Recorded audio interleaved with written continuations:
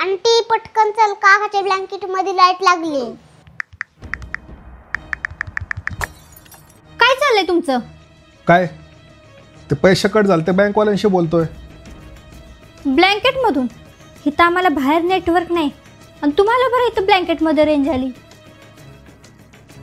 ते मोबाईलला 5G++ network आहे ना, ते कुटुंब नेटवर्क शोधून काढतं. बर, पण 3 दिवस झालं मी तुम्हाला सांगायला लागले चार्जर आणा म्हणून, पण तुम्ही चार्जिंग कशी करताय? ऑप्पोचा फोन आहे F31, 7000 mAh ची बॅटरी आहे. एकदा चार्ज केलं ना आपले उतरते, याचे नाही. इकडे आणा फोन.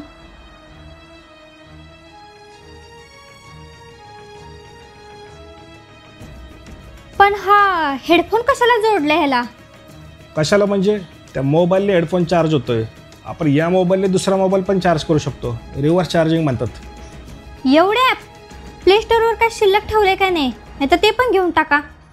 स्नॅपड्रॅगनचा प्रोसेसर आहे 7, स्मूथ चालतो, काय प्रॉब्लेम नाही.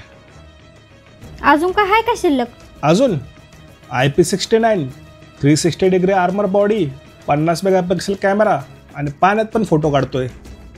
चालू द्या तुमचं. सकाळी तुमच्या बँकेचा फोन आलेला, मी उचललेला. आणि काय म्हणली? बँक काय म्हणली? काय नाही, माझा आवाज ऐकून फोन कट केला.